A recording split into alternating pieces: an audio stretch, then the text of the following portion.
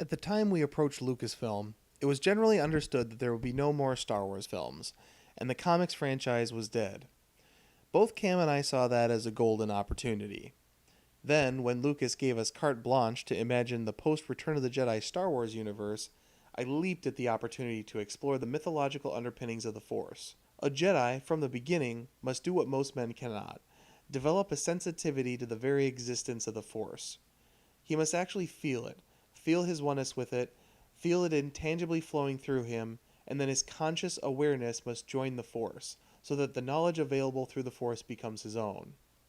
Opposed to this knowledge is the dark side, which channels the Force through anger, the will to power, unfettered violence, and instilling fear in the weak-minded.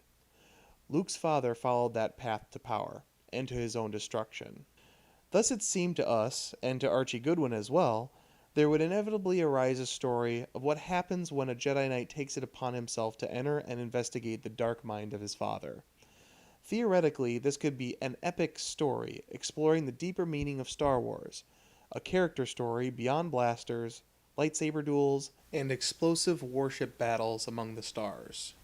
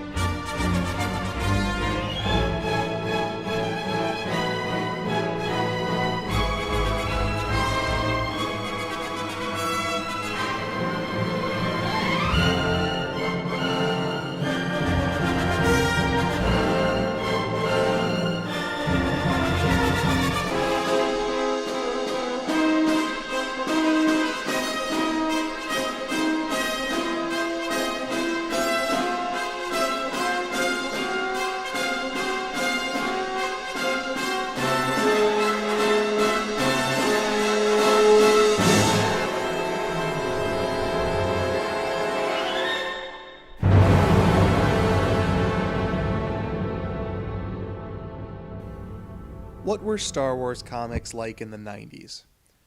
To answer that question, we first have to go back to Star Wars comics in the 80s. This is the last issue of the original ongoing comic published by Marvel starting way back in April 1977. This particular issue hit the stands in June of 1986. As the cover conveys, the book wraps up the series with the hope of galactic peace. All in all, this series was colorful, a little bit campy, but ultimately a lot of fun to read. After all, where else in Star Wars are you going to get to read about a bright green anthropomorphic rabbit? After Star Wars 107, the subject matter would be left untouched for several years, before getting revitalized in the 90s by none other than Tom Veitch and Cam Kennedy. Dark Empire was a 6-issue limited series published by Dark Horse that would set the tone for a decade of Star Wars comics that would follow. It was to the 80s Marvel Comics that Tim Burton's Batman was to the 60s Batman TV series. Gone is the happy-go-lucky sense of adventure, replaced by a foreboding inner turmoil set against war-torn landscapes. When leafing through the collected edition of this series, it's hard to imagine that the development of Dark Empire actually began at Marvel Comics, under editor Archie Goodwin, famous in part for his involvement in the original Star Wars ongoing comic from the 70s and 80s. During its development, Goodwin left Marvel for DC, and Dark Empire was left semi-abandoned before it landed at Dark Horse Comics, a company that, up to that point, had made its name on adult licensed content like Aliens, Predator, Aliens vs. Predator. Regardless of whether Dark Empire had ended up at Marvel or DC, Star Wars was about to grow up.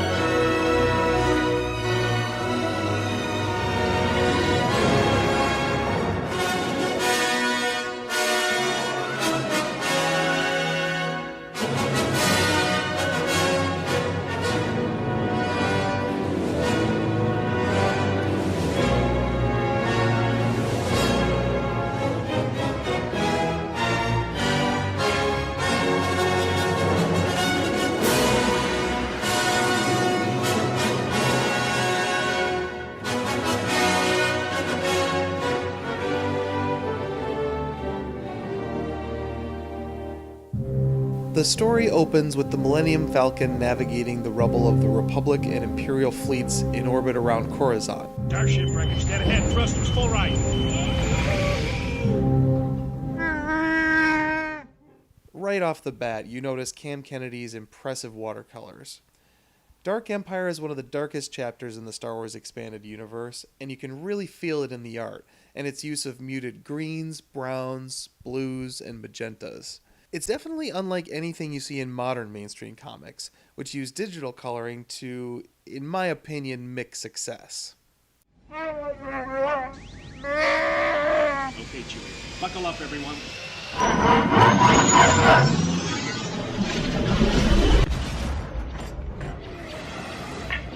Imperial Walker Unit 1, this is Unit 6. Unit 1 here, over. We've got a whole platoon of mutinous Imperial troops marching in at 060.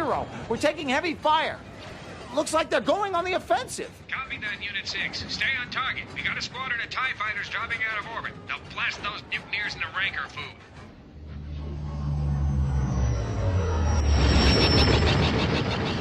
It's the Millennium Falcon. Yee-haw! Too late for us to get in on the fun? Han Solo, you old space pirate!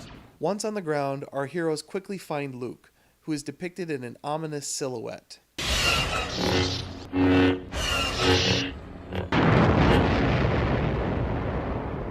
don't believe it. He used his lightsaber to deflect the blaster fire right back at that thing.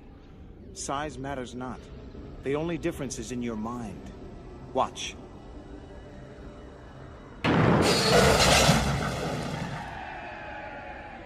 Their reunion is cut short by a force storm which envelops the Jedi Master and takes him to the planet Biss.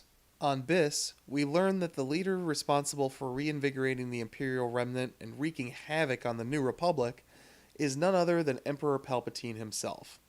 Or rather, a clone of Palpatine, to whom he transferred his consciousness to after losing the fight for Anakin's soul in Return of the Jedi. He's aged because the power of the dark side is tearing him apart from the inside, requiring him to transfer consciousness every few years. This is one of two moments in this scene that, as a reader, you're either on board for or you just don't buy. This contingency plan makes a lot of sense to me, and it definitely makes more sense to me than the contingency plan Palpatine executes in Star Wars canon, where he sends out a final message to the remaining Imperials with his final orders. Palpatine has a big ego, and it just doesn't seem like it would even occur to him that the Imperials could have been defeated at Endor. On the flip side, having a contingency plan that allows him to continue on makes a lot more sense to me. The second controversial moment in this scene occurs immediately afterward, when, seemingly without much of a fight, Palpatine convinces Luke he has to begin training in the ways of the dark side. Luke agrees to this for a few reasons. First, the Emperor has him cornered, threatening to transfer his consciousness into Luke himself. Second, he's drawn to the dark side, partially because he wants to achieve a greater understanding of the Force and his father. More pragmatically, he clearly sees this as an opportunity to act as a sleeper agent and sabotage the Emperor's plans. This aspect of the scene doesn't work as well for me. I think mainly it's because it all happens so fast. At times, I really appreciate the conciseness of Dark Empire as a whole, and I love that this book throws you right into the action without much explanation. This is one moment that maybe could have used another page or two, or even an extra scene later in the story. This hurts to admit because, in concept, I love the idea. Back in New Republic space, we get to see firsthand the devastation of Palpatine's new campaign against the rebels. On Mon Calamari, giant planet-eating machines called World Devastators, which eat up anything in its path and converts it into various Imperial assets, are laying waste to the planet's surface and resources. Seafire team, take out the tower. Evac shuttles! Get those evac shuttles to the front line! We're being slaughtered! Fall back! If there's one thing that Dark Empire gets right, it's the Imperial war machine. One complaint about the Disney films thus far is the lack of imagination when it comes to world building. In Rogue One, we get AT-ACTs. They're basically just less powerful Imperial walkers from The Empire Strikes Back. In Episode 8, we're going to get AT-M6s, which are just really big Imperial walkers from The Empire Strikes Back. Dark Empire, on the other hand, has no shortage of innovation when it comes to empire building. World Devastators not only look completely different, but function completely differently in the story, both technically and thematically. You also get a really cool gothic rendition of a Super Star Destroyer called the Eclipse, TIE drone fighters, XR-85 tank droids, E-Wings, the Slave 2. Dark Empire 2 takes it even further, introducing mammoth Transformer-sized SD-9 battle droids, automatons, and my favorite, shadow droids. Droid fighters that use surgically implanted organic brains from dead Imperial pilots. I get the impression that George Lucas really liked the Dark Empire series, given the heavy use of battle droids and the Sith's obsession with immortality that he brought with him to the prequels. While a portion of our heroes are dispatched to Mon Calamari to take on the World Devastators, Leia takes Han with her to rescue Luke, who she senses is falling to the dark side. Destiny has forced me to follow the path our father took. It was the only way to save everything. The future of the New Republic depends on the revival of the Jedi Knights. Acknowledged, Mon Mothma. We'll contact you when we reach the planet Nal Hutta. Nal Hutta? But Han, I told you, my senses tell me that Luke is somewhere in the galactic core. I know, but those systems have been closed off to outsiders for decades. We'll need a ship authorized to land in the secure systems, and I know just where to find it. Pinnacle Base, we're clearing tractor beam, switching to repulsor lift, and... Using his smuggler connections, Han is able to secure them a route into Imperial space, but not before he's found by the infamous Boba Fett. The Sarlacc found me somewhat indigestible, Solo. How romantic. We're both wanted by the Hutts. Yeah, husband and wife, marked for death. Watch out, Boba Fett's deadly accurate with those wrist rockets he has. Turn left here, down this alleyway. I know this city like the back of my hand. Turn here? No, here, down this alley, right into... Oops. Did the back of your hand tell you there would be a big slimy Hutt on his hover sled, surrounded by bodyguards down here? Look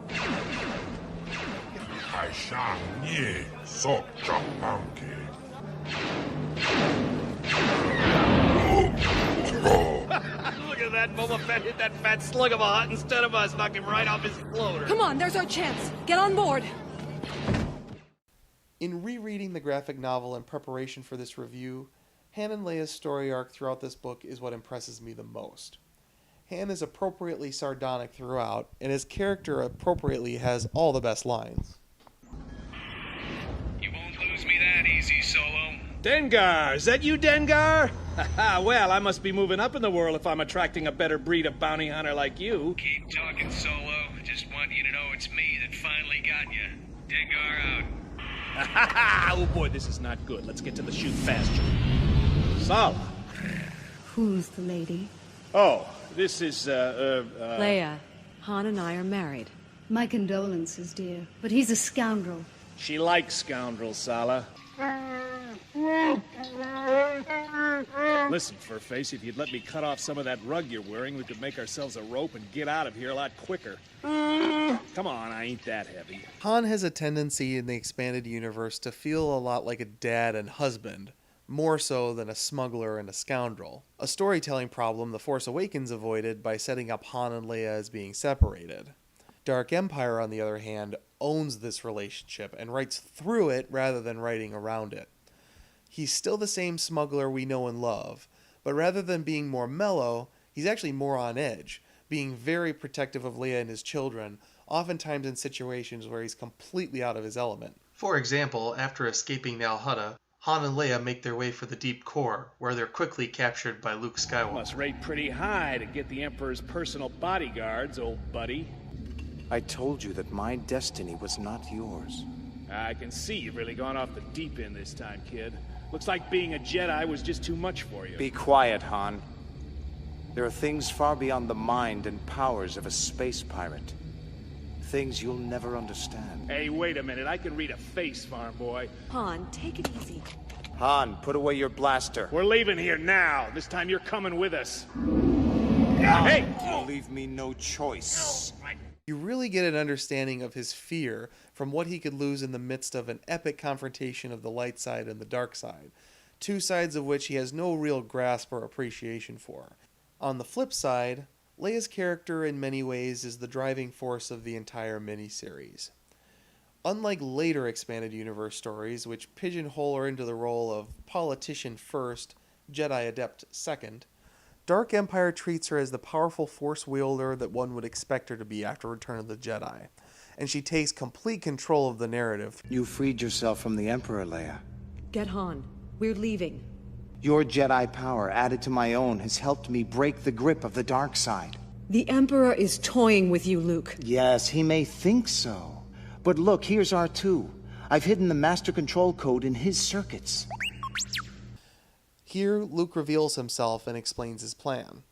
He shares that he's found a way to dismantle the Empire from the inside, and has hidden all the Empire's secrets, including the ability to disable the World Devastators, in the memory banks of R2-D2. Leia proceeds to escape with Luke. There. We're out. Luke has provided us with everything the rebels need to beat those World Devastators. It's all stored in R2's memory banks. Take R2 and plug him into your hyperspace comm system. He'll help you beam interference codes to the World Devastators. That's great. Why don't you show us? Now that all of you are safely away from Biss, I have other work to do. What are you talking about? Very simple. I'm on Biss. Luke has used the dark side of the Force to project himself into her presence to trick her into leaving without him, but still taking R2-D2 with her. And what follows is one of my favorite scenes in the entire miniseries. Skywalker, I sense your presence. Yes, I am here. How did you get into my cloning chamber? This laboratory is sealed. My moment of transition is close. No one is allowed in here now. Surrounded by evil and having succumbed to the dark side himself, he seems resigned to his fate as he prepares to destroy the facility. Too late, Skywalker. Too late. He's able to destroy all of them except one. Now, youthful and at the height of his powers, Palpatine quickly defeats Luke and forces him to continue his servitude. The whole scene feels like a moment from a horror film almost. As the final issue of the miniseries opens, Leia and Han bring Luke's intel to the New Republic, where they're able to effectively use it to defeat the World Devastators.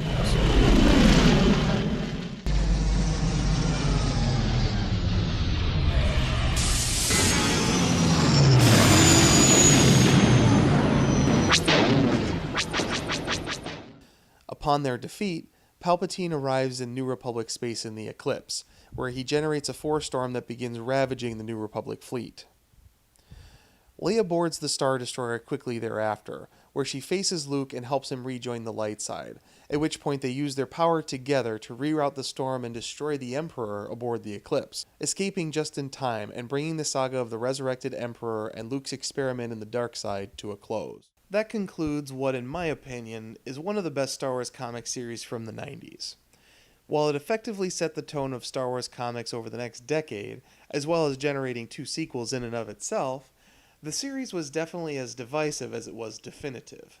Over the course of its long development, first at Marvel and later at Dark Horse, Bantam Books secured the rights to a series of Star Wars sequel novels, the first of which were to be written by Timothy Zahn.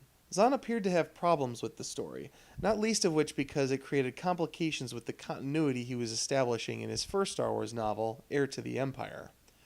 He also spoke out against the idea of a cloned Emperor Palpatine, going as far as having one of his more famous characters, Mara Jade, comment on it in Vision of the Future. On the other hand, George Lucas himself reportedly loved the story, and presented the graphic novel as a Christmas gift to everyone working at Lucasfilm the following holiday season. My main criticism with the book is that it sometimes feels like it takes some narrative leaps a little too quickly. Dark Empire was a pivotal moment in not only Star Wars comics, but the expanded universe as a whole. Since it was developed in conjunction with Timothy Zahn's Heir to the Empire, the decision had to be made as to whether to focus on continuity and consistency or creator freedom in storytelling. Lucasfilm initially insisted that the comic universe and the book universe could exist separately, as they had in the 70s and 80s. But despite their differences as storytellers, Zahn and Veitch realized that their stories were attempting to mine precisely the same time period on decidedly divergent paths. The result was that the Thrawn trilogy would come first, set 5 years after Return of the Jedi, marking the beginning of the expanded universe as we would come to know it in the 90s. Fast on its heels would be Dark Empire, set 6 years after Jedi, any inconsistencies between the end of Thrawn and the beginning of Dark Empire getting explained away in the comic's opening crawl. As readers, we're treated to vastly different stories and different interpretations of the Star Wars galaxy, but because they exist together in continuity, future authors and artists are able to build off of their foundation. And it was precisely this balance that made me love the expanded universe as it developed throughout the 90s. So if you've never read it, or even if you have, circle back and take a look at Star Wars Dark Empire. I'm confident that in addition to getting an excellent portfolio of Star Wars art by Cam Kennedy, you'll get a unique, well thought out take on some of your favorite Star Wars characters, including Han and Leia, as well as the exploration of good and evil and the gray in between with Luke and the Emperor. Like the best Star Wars stories, it's a story about characters, first and foremost. Give it a read, and remember, the Force will be with you, always.